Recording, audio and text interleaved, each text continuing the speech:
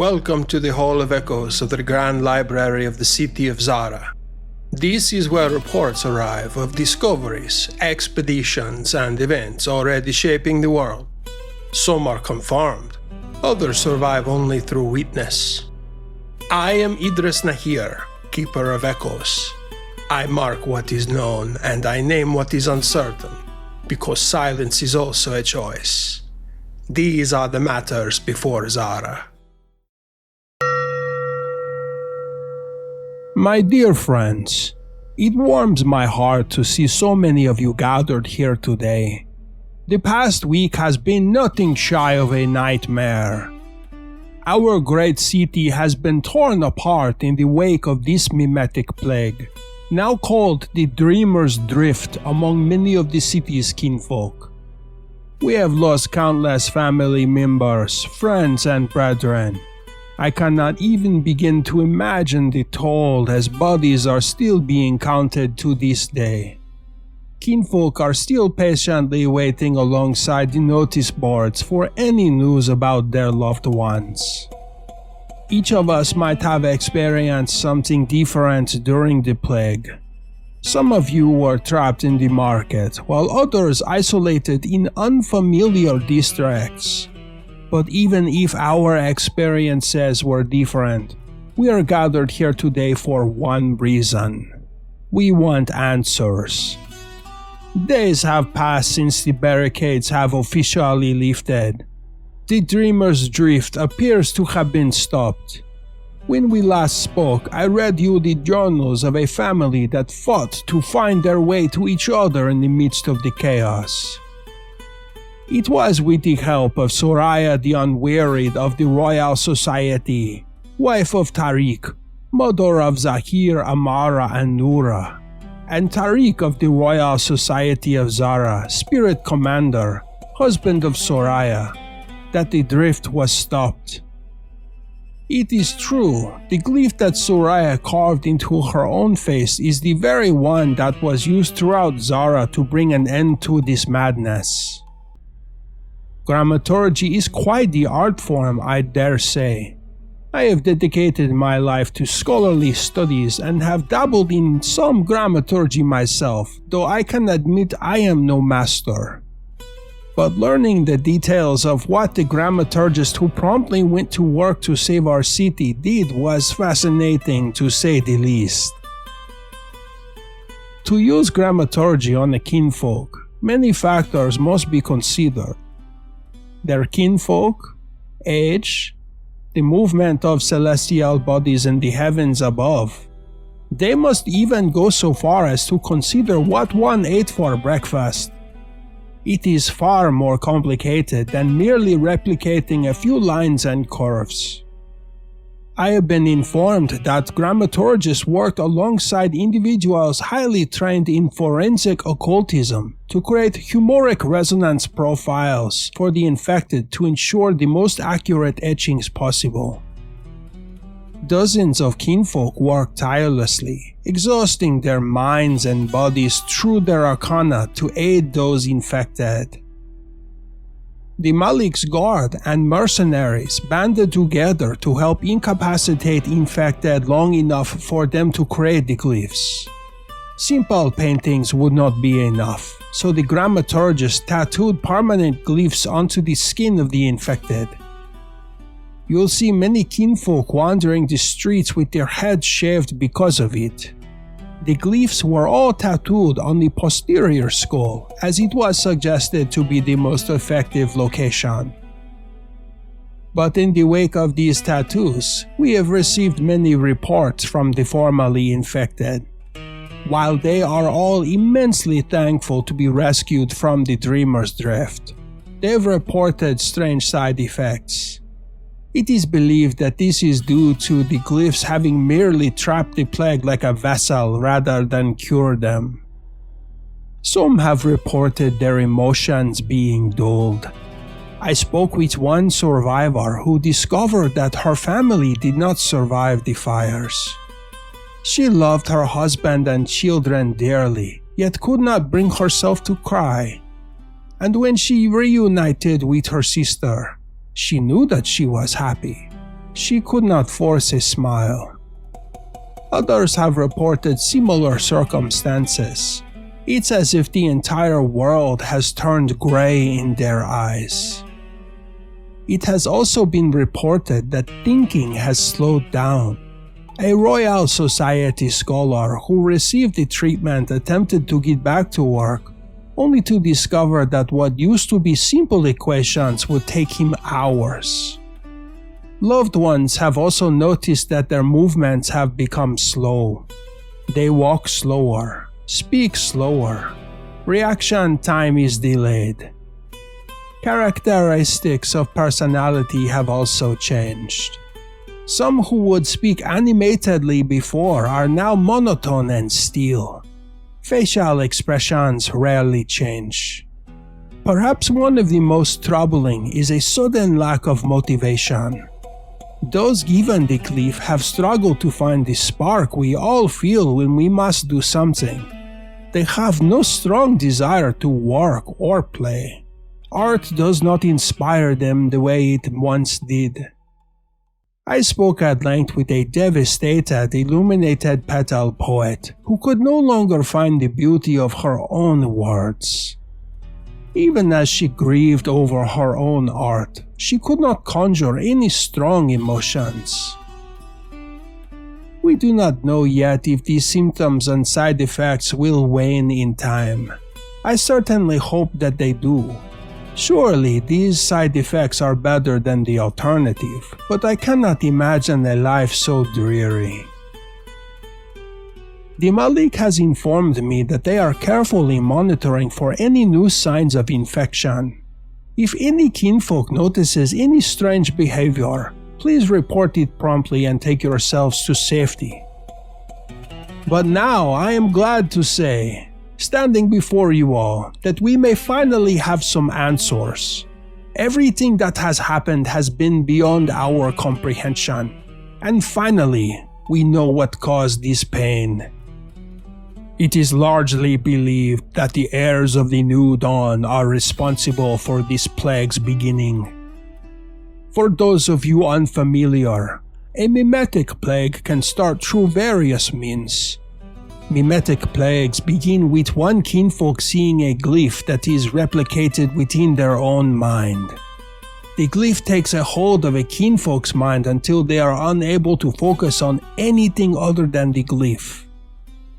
In the case of what happened to our city, the glyph forced the infected to walk. In these situations, the glyph acts almost like a virus of its own. It's not like what you see in standard dramaturgy. It has a goal. It wants to live through the minds of kinfolk like us. The more kinfolk who are infected by these glyphs, the more powerful they become. We saw this with thousands of kinfolk all over the city walking in seemingly random patterns. But as was noted in the journals of Tariq as he flew over the city, it seems as though the kinfolk were replicating the glyph through their own movements. They gave it life like the humors in our bodies flowing through us do for us. We do not know precisely what the motive of the heirs of the New Dawn might be, but it is clear they want to cause chaos in the city. If there are any of them among our ranks today, I suppose I should congratulate you. But know that this is a bitter admission of your win, and I assure you, it will only be temporary. I'm sure you are wondering why we do not just storm the headquarters we know them to keep in Dir al-Nar. I've been informed that the authorities have investigated. It seems they have abandoned their post in the wake of the Dreamer's Drift being thwarted. We do not know where in the city they are now, or even if they're in the city at all. We have some of the most prominent investigators in Zahra trying to figure out where they've gone. They were seen drawing strange glyphs around the city, that much we know. If they have anything to do with this plague, we will do everything to hold them accountable. But alas, I know you are all here for answers. We have collected documents from a variety of different kinfolk in the city to explain what they know of the outbreak, as well as their reaction to it. I hope this information can help color in some of the details regarding the Dreamer's Drift. It might not bring much comfort, but perhaps it will bring some.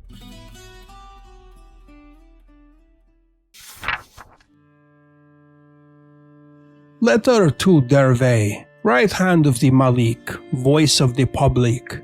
From Isadora of the Guardians of the Vault, ancient witness. Dervey, it has been quite some time since we have spoken. I wish I were reaching out to you under better circumstances. But we at the Grand Library have received several strange notices about glyphs cropping up over the walls of the city. With the news of the heirs of the New Dawn, we suggest moving quickly with extreme caution. These people are incendiary. Why else would they be hiding the way they are? We know that they are responsible for several missing persons in the city. Though it does seem they have joined these people through their own volition, something does not sit right with us. We have sent members of our own to investigate these glyphs to the best of our ability. We don't know much about what they mean yet. I have attached a copy of the glyph to this letter for your review. I'm sure you are wondering why I am contacting you about this. The Guardians of the Vault don't always tell the Malik about what we are investigating. And many of my fellow Guardians were in disagreement with me about contacting you. They were of the opinion that we need to uncover more about these glyphs before telling you. But as I have grown to understand, my intuition is perhaps one of my greatest strengths. Something is telling me these glyphs are going to cause great problems. What they might be exactly is too soon to tell. But I implore you to take my caution seriously. If my instincts are correct, and these glyphs were etched into our walls through some sinister means, then we may not have enough time to destroy them. I have told you all of the information I have, and I'll not lecture you on what to do. You have a reputation in this city for protecting the population. I am hoping that will guide your actions now. Regards, Isadora, of the Guardians of the Vault, ancient witness.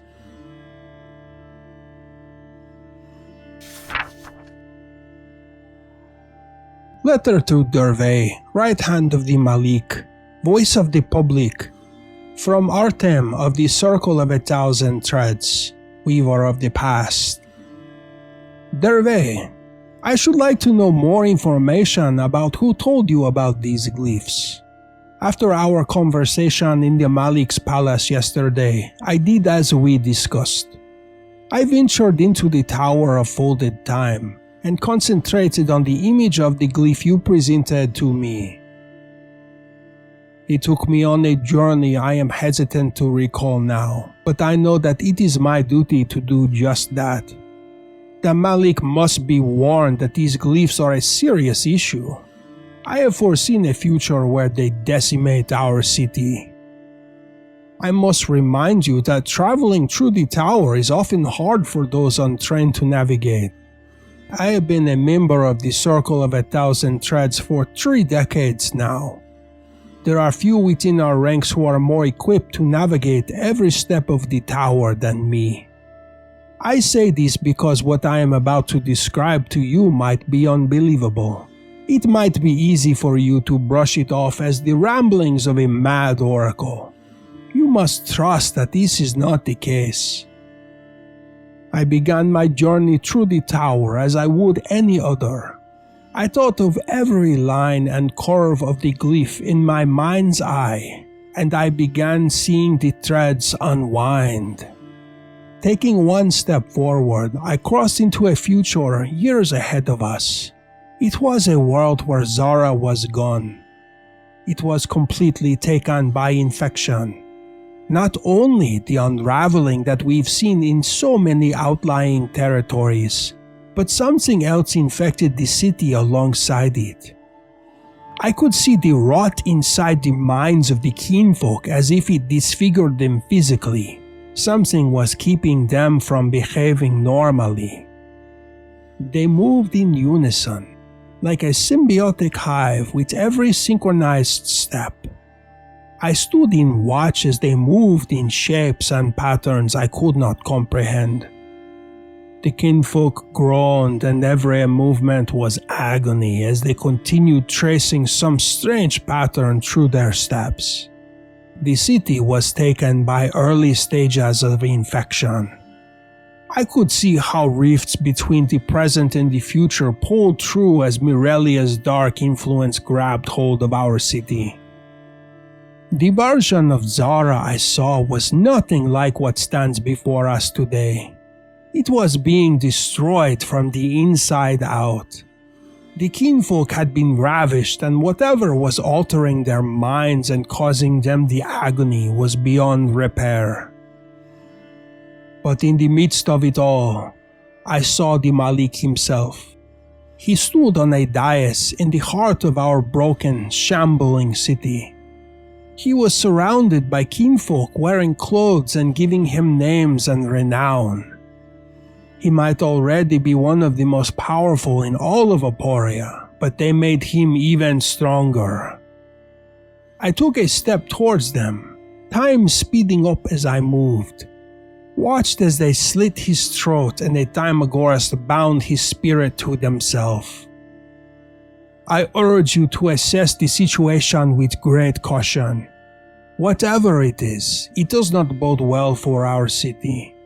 My worry is that the more kinfolk that know about this threat, the more dangerous it becomes. I've heard of a burgeoning people that's been targeting the minds of more weak-willed kinfolk. If this has anything to do with them, their ranks might grow. I wanted to write you this letter as quickly as possible, but I assure you I will be going back to the tower to try to find out where the threads take me. I am going to weave together the truth. Regards, Artem of the Circle of 1,000 Threads, Weaver of the Past.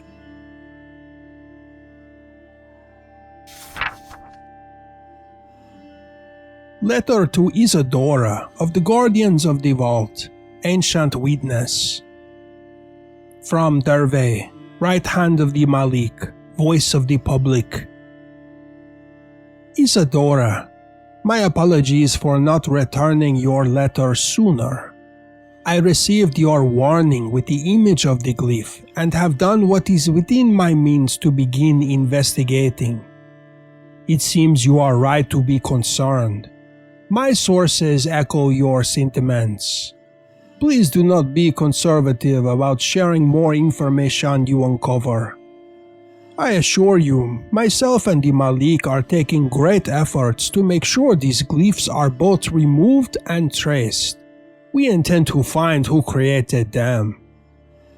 We have also heard about the heirs of the New Dawn and the potential threat they pose to our city. I understand kinfolk are worried about them potentially becoming a malignant tumor threatening our kinfolk. But until we know more information about them, we cannot jump to conclusions. I am not ready to say for certain that these glyphs are their doing. If information points us in that direction through our investigation, we will of course alert you. For now, the Malik has agreed to place more guards throughout all of the districts. They have been instructed to keep an eye out for any suspicious kinfolk or activities.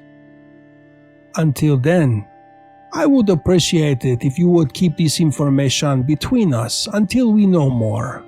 The last thing this city needs right now is hysteria without any answers. It does not seem the glyphs are causing an immediate threat, so the time may very well be there to figure out their true meaning. Regards, Derve, right hand of the Malik, voice of the public.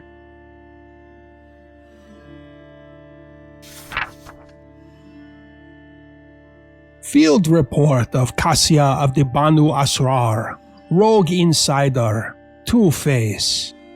Dated 3 days after Dervey's letter.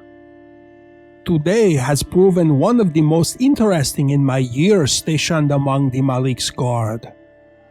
I am writing this report now in the barracks of the Malik's palace. I am alone. None of my fellow guards are present to witness my account of the events that just unfolded. I say, I have a nervous feeling in my stomach after what I've just heard. Something is brewing within the walls of our city and the public is not being told everything they need. I shall begin my account from the start. The past few days have been auspicious. The Malik has been in several meetings alongside his right hand, Dervey. They have sought counsel time and time again from different peoples in our city. My current station within the Malik's ranks is a personal guard. I am to protect the Malik and his family at all costs, which grants me access to private information. I have not been so lucky to overhear his meetings with members of the Veiled Chamber or Circle of 1,000 Treads. But today I was on duty as he met with Panos of the Ruad al-Majur and Isadora of the Guardians of the Vault. They spoke of a strange glyph. From what I could gather, the Guardians of the Vault had discovered the glyph after several reports from kinfolk throughout the city. It's been carved and painted into walls both inside and outside the city. They began researching it to no avail. It's not a glyph that has been recorded in any of the tomes they have access to. As they spoke, I realized a recent order of Dervey made more sense.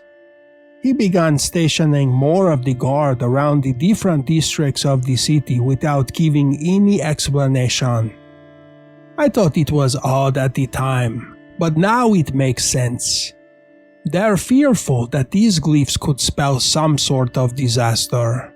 But during this meeting, Isadora mentioned how she sought the help of Panos as she felt he would be more knowledgeable with grammaturgy. The words mimetic plague were spoken and I nearly lost my footing. Nobody dared to reproduce an image of the glyph out of fear. Orders were promptly made to destroy every marking of the glyph around the city. They wanted to squash any potential of the glyph spreading as quickly as possible. I understood that response. I stood silently behind the Malik with a hand on the hilt of my sword in full agreement with him the first time. But then the conversation continued. Isadora stood and paced back and forth as she tried to figure out where to go from there. They have no idea what the symptoms of this plague might be. Any number of civilians could have already been infected. Panos agreed, even going as far to say that he believed dozens, if not hundreds of kinfolk were already exposed and would likely need to be dealt with. Hearing those words sent a chill through me. I knew right away what that would mean. But instead of warning the population of possible exposure, they spoke of containment. They did not want to warn anyone and let them potentially receive help. No, they decided that every district would need to be blocked off to prevent further spread. Isadora warned that once someone is infected with a mimetic virus, they can spread it to another. As soon as they heard that, they felt they had no other choice. I listened with my teeth clenched as they discussed the best ways to go about containment. Isadora suggested a way to have guards effortlessly move the blocks that could be locked in place. They would be high enough that kinfolk would not be able to climb over, and guards would be stationed on either side of them. As they discussed what to do, there was a sense of foreboding that overwhelmed them. They knew as well as I did that locking in the plague would hurt more kinfolk than they could ever imagine, but they wanted to isolate it to deal with the problem. I will leave this information to the judges to piece together and interpret what it means, but from my experience living in this city for almost 40 years, I know who will be impacted by this the most. The overcrowded poor districts, the market. These places are going to be overrun with kinfolk. If the mimetic plague is going to spread, first to be impacted will be the poor. I can already see the death toll rising.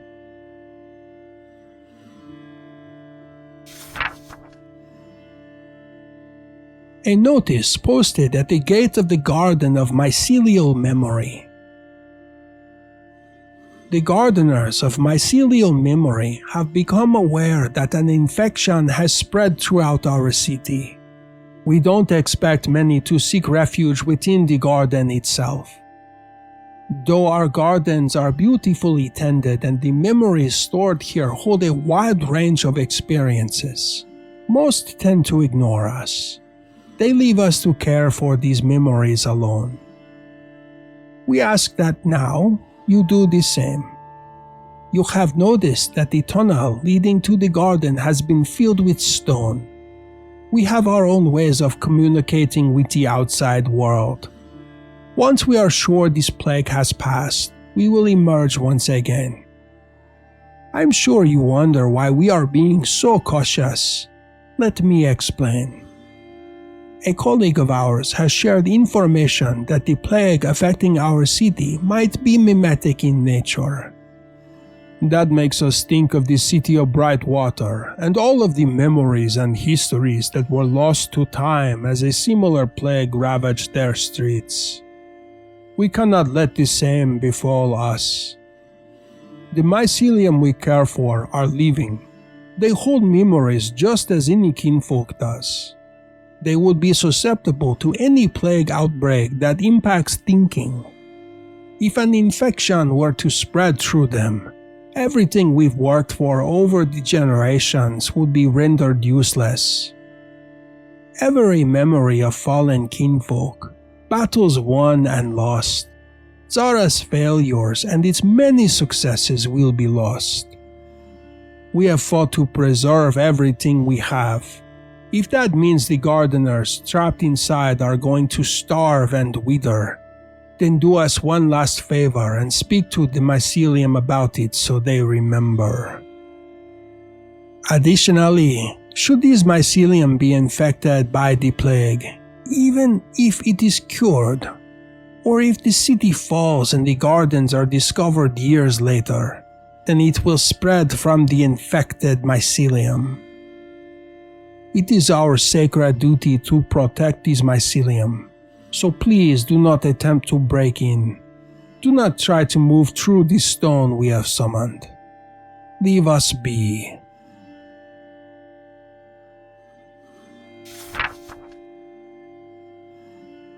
Journal of Kara of the Adder's Hand, Shadow Lurker. I knew nothing of the plague the first 2 days of containment. The mission I have been on is a secretive one. I have had to work within the veiled chamber in the past, and it always brings me such distaste to ingratiate myself amongst them again. Alas, I have been trapped with them for nearly 3 days. Sion has been an annoyance all of us have grown irritated of. Of course, he's grown up in the upper echelons of the city. He has not known a day's hardship in his life. But trapped without the comfort of his bed and a warm meal in his belly has been nothing shy of torture. None of us have spoken about it aloud, but if the containment lasts any longer, we've all silently agreed that he'll be the first to go should we resort to something as animalistic as cannibalism. Ria was the first to suggest we leave after we smelled the smoke. All of us were extremely alarmed about the burning. We were trapped in the basement of her house and we had no idea what was happening. Could the smoke be coming from above? Might we be in danger? She left to try to figure out what was going on. Being in the chamber means her name pulls some weight in the city. Within hours, she came back with the truth. The city was falling apart while we were huddled together listening to Sion complain. All because of a mimetic plague. She illustrated what she saw unfolding as she walked the streets in search of a guard. Kinfolk walked aimlessly, almost seeming angry with every step they took. After she learned the truth, she saw there was a pattern to their movements. Beyond that, guards and mercenaries were slaying the infected in the streets. There was no attempt to save them. No arcana was being used to try and alter their status. Just murder and smoke. Of course, when something like this breaks out, the natural reaction is to burn the bodies to prevent the spread. Seeing that gave Rhea an idea. I should not have been surprised. Even in the face of great danger, the most greedy kinfolk in the city are going to try and elevate their own standing. So why would not the Veiled Chamber take the opportunity to harm the Storm Shapers? I considered giving up my position. At that point, I stood no chance of being able to retrieve the artifacts I was in search of. I thought my best course of action would be to return home to see if my family was still alive. But as we emerged from her house and I saw the devastation with my own eyes, I did not want to venture out alone. Perhaps it was a cowardly thing to do. Maybe if I had, I could have seen my family with my own eyes. It would have brought me some comfort to know that they were okay in the wake of this chaos. I was too afraid to be alone and risk winding up like the charred corpses in the houses nearby. Rhea decided to lead us to the Storm Shapers Guild house nearby. We were cautious as we navigated through the city. Everywhere we went we saw crimson staining the cobblestone and the smell of smoke was nauseating. The guild house seemed to be empty. That surprised me because members of the collective would never abandon their guild house. But I suppose they are faced with the possible threat of being burned alive, so they have no choice. Fires had broken out in the surrounding buildings. Looking at the guild house, it almost seemed like it had some sort of protection. Flames licked the side of the building, but they did not seem to permeate through. That did not stop Rhea from attempting to change that. She pulled out her grammaturgy tools and began assessing the building for any weak points. All of us stood by watching for witnesses as she found a glyph carved into the wall that she surmised was protecting it. Sion was the one who destroyed it. He did it with too gleeful of a smile. It was the first thing in days that seemed to bring him any joy. I should not be surprised that the likes of him would find some sort of comfort amidst chaos. Had he been on the streets before we left, he would have reveled in rioting and being the one to slay the poor. Once the glyphs were destroyed, the flames took hold of the building. After that, I thought we would be done. The guild house is one of the primary locations the collective uses in this district. Letting that catch fire would cause enough damage. But Rhea and Sion did not have enough. I started to follow them to another location, but I knew I could not assist with this any longer. Not only were they going to target the guild house, which seemed to be empty, but they wanted to find the homes of members of the collective. They wanted to make sure they could take as much advantage of this situation as they could. I felt sick to my stomach seeing this. Our entire world had been turned upside down because of this plague, and they were celebrating as if it were a personal victory. I let them wander off alone. practically skipping down the stained cobblestones before I found a guard and told them. The guards were already so busy that I doubt they did anything to help. But I suppose complete and utter depravity and lawlessness would be something they should care about. Either way, I was not equipped to face both of them by myself. All I can hope for is that I don't come out the other side of this plague to find my inaction was harmful. But if there's one thing that I know now, it is that both of them will eventually face justice for this. If I am not the one to see it, the Storm Shapers will be.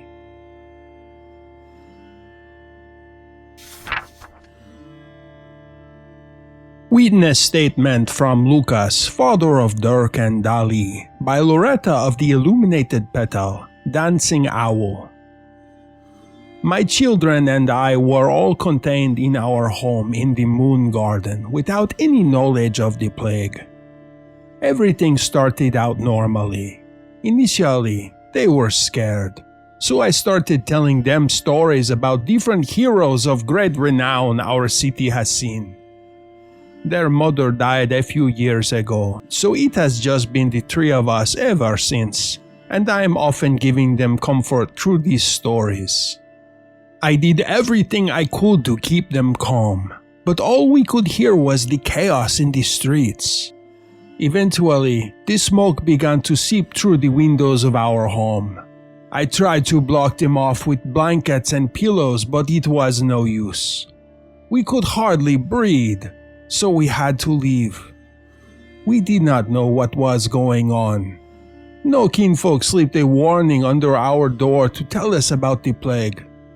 We did not know that we could not look at those infected without our own minds being taken over.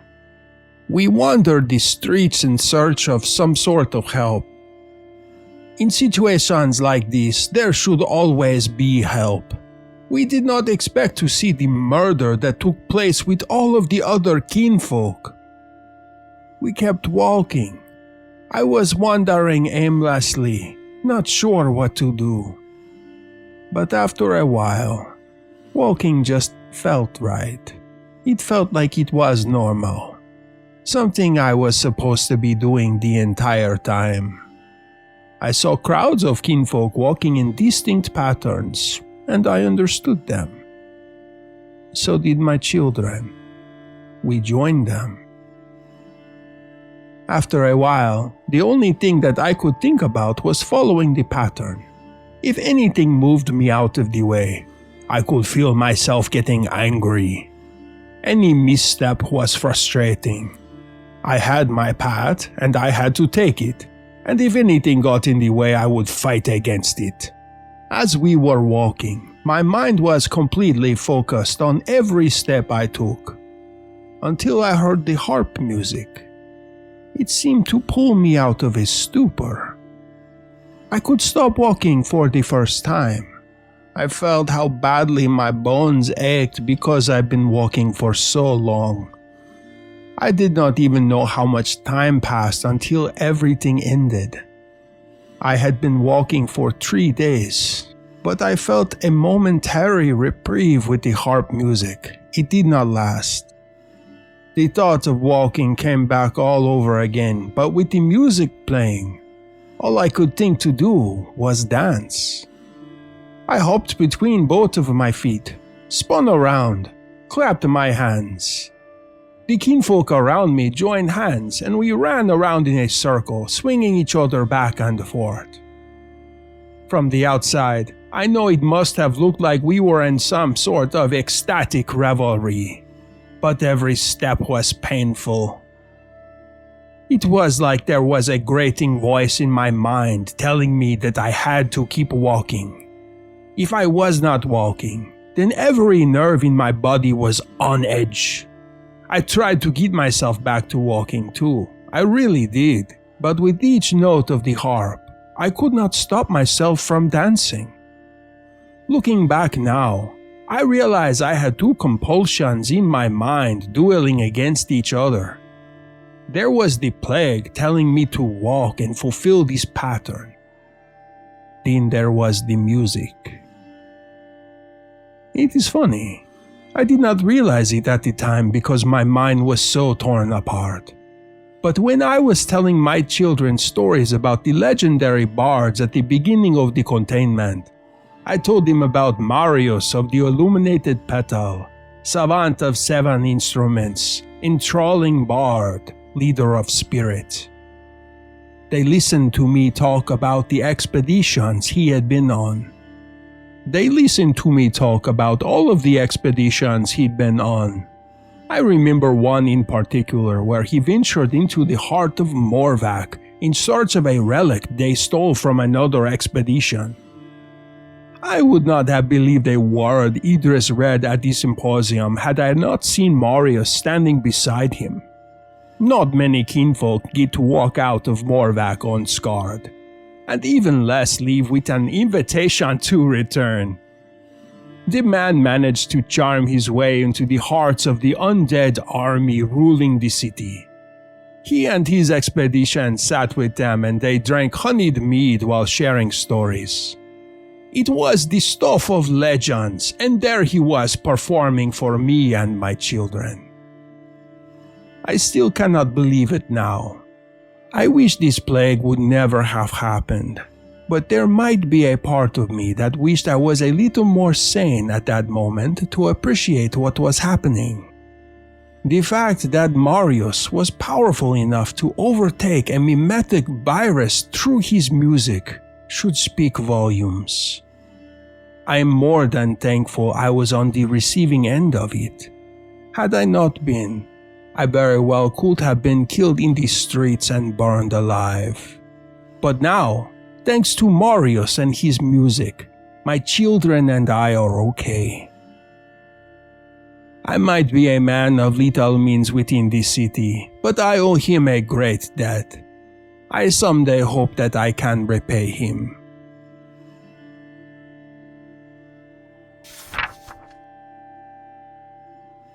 Journal of Andres of the Hammerbound, Chainbreaker.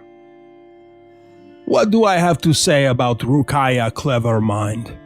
Before the plague broke out, I would have had harsh words for him. I have had to deal with him many more times than I care to count. Not many of the Banu al-Ri involved themselves in smuggling like he does. He has been a thorn in my side for quite some time.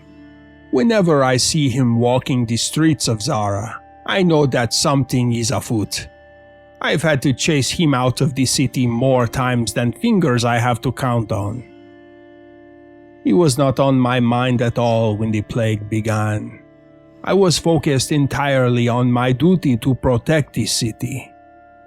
I joined arms with anyone willing to offer aid, and I assisted them in any way that I could. Then I saw the rock flying over the sky. I did not know what it meant at first. It could have been anyone. They landed in the middle of the kinship's encampment, and everyone was immediately afraid. I ran over to them alongside some of the kinship members to drag them away from the rest of the camp. We had a protocol. They needed to go through quarantine first to ensure they were not infected. Then they could join the rest. But the moment I saw who was on the rock, I rolled my eyes. Ruqayya. I could have slapped him for his recklessness had one of the kinship not grabbed him before me. The moment he saw me, he looked relieved. That was unusual. Nearly every time I saw him in the past, his skin would blanch and he looked like he was about to run away. My curiosity was immediately piqued. We dragged him away and asked what is going on. He spoke almost exclusively to me. He told me that he had been flying over the city when he realized no boats were coming out. Of course, he had an order he was waiting for. When he realized something was going on, he tried to find another way into the city. That is when he saw the pattern emerging in the way kinfolk were walking. They were clearly making some sort of a glyph. At the time, they had not been giving us much information. We knew that things were bad, but we had no idea they were as bad as Ruqayya made it seem. If his words were correct, then we had a serious problem on our hands. I will admit now that I am impressed by his actions. He could have stayed as far away from the city as possible. But instead, he walked right into the fire to share the information he had to help save us all. I tried to think about what to do. Ever since the containment, I had been cut off from a majority of my allies within the Grand Library and the Hammerbound. But with Ruqayya here with his rock, I had a way out of the market. He agreed to take me to the library. We flew there together and I reunited with my people. It seemed they already had more information than I did. They were aware it was a mimetic virus. They understood how detrimental it would be if it expanded even more. The Malik had contained different districts, and they had been killing everyone who became infected, burning their bodies. Things like that would work if it were a typical virus, but given the situation we had, we would have to be more aggressive.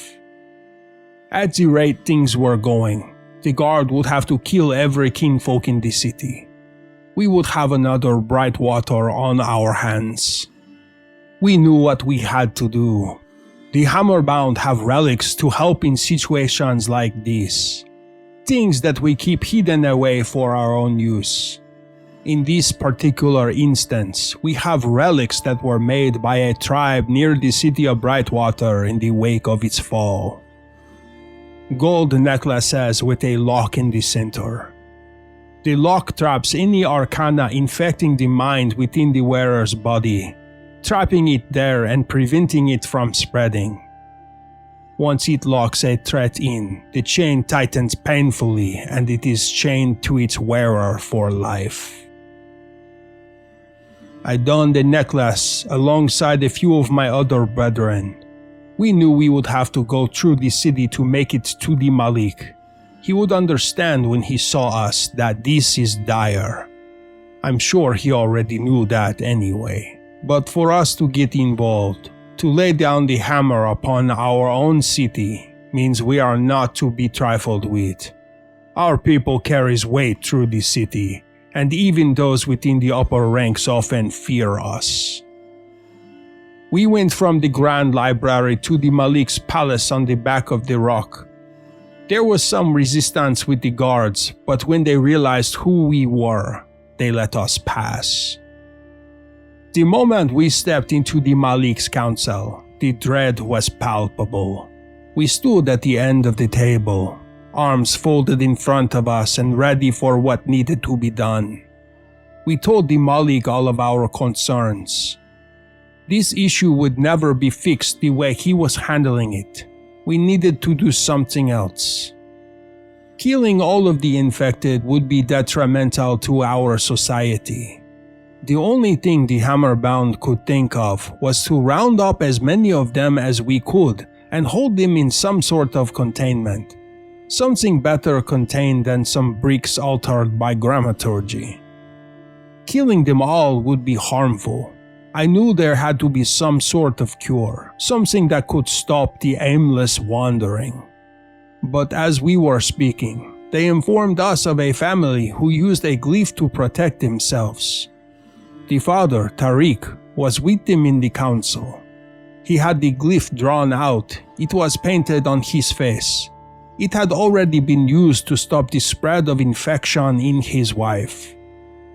Being experienced with grammaturgy myself, I knew that the glyph painted on his face would only protect him for so long. He needed something more permanent. A tattoo or carving specific to him. And if they were to deliver this to every infected kinfolk in Zahra, it would take weeks to eradicate this plague. Grammaturgy is effective, but highly complicated. The same glyphs will not protect two individuals in the same way. Considerations must be made, details must be tailored. I knew right away that it would be far from an easy feat. We sat down and discussed all of the details. I, Soraya, and every other uninfected grammaturgist available would work together to heal this city. The Hammerbound have more artifacts akin to the necklace I wore that I promised to relinquish to the cause. With every word, I felt the locket around my neck like a vice. The truth is that the glyphs will not destroy the mimetic virus. No, they'll merely trap it. Scholars will have to study this plague for years in the hopes of finding some way to cleanse the infected of this plight. I cannot even begin to imagine the underlying effects these glyphs might have, but I know the infected will always feel it. The impulse it forces upon them will be suppressed, but it won't be gone. With that plan in place, we descended upon the city in search of more aid from more grammaturgists far and wide. I held a sliver of hope in my chest for the first time in days. We might actually save this city.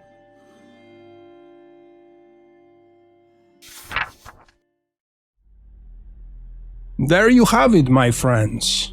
This past week has brought chaos and pain to us all. I hope these letters and notebooks have helped show all of you what you might not have known has happened in the city. Information is truly the only weapon we have against history. Knowing what we know now, we cannot let these mistakes happen again. There is so much to be repaired. We have kinfolk taking advantage of others the first opportunity they have, rioting and looting to try and protect yourself over your fellow kinfolk. And the mystery of the heirs of the New Dawn and what their relationship is to these glyphs. I don't know how long it will take for us to recover. In fact, after a tragedy this vast, I don't know if we ever will.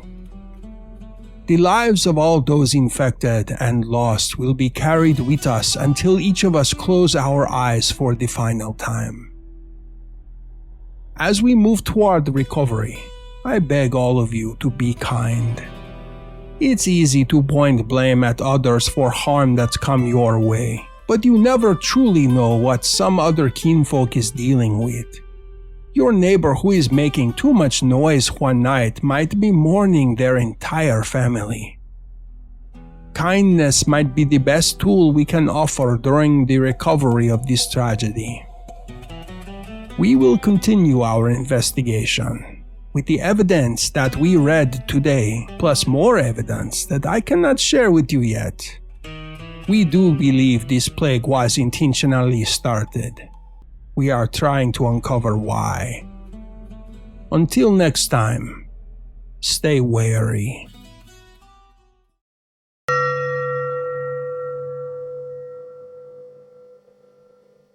This account is now entered into the record of the Hall of Echoes. Some of what you have heard tonight is confirmed. Some remains disputed. All of it has been preserved because silence too alters the future. Yet what reaches the Hall of Echoes is only part of this story. Beyond these public accounts, private conversations continue among those who keep watch over Zahra's future. Those who wish to step beyond the gallery may join these conversations through the library's public ledger at patreon.com/echoes of Aporia. Choose your place among Zahra's many peoples. Hear what the public is not meant to hear. Take part in the conversations that shape which stories endure and which are forgotten. Notes from these symposiums and information about our world can be found in the realms of Instagram, Facebook, and Blue Sky. And if this account proves worth remembering, carry it with you. Share it with others. Repeat it faithfully where knowledge is needed. The hall exists so that truth may travel further than silence. I am Idris Nahir, keeper of echoes for the Library of Zahra. No brave stay, no new homes where third eyes play, no great heroes, no last stand. Leave the place, take who you can. First you watch and second you go. Third you never choose to know. The world warns soft before it screams. It eats the bold who miss the seams. Those who listen, live and tell songs of places that fell to hell.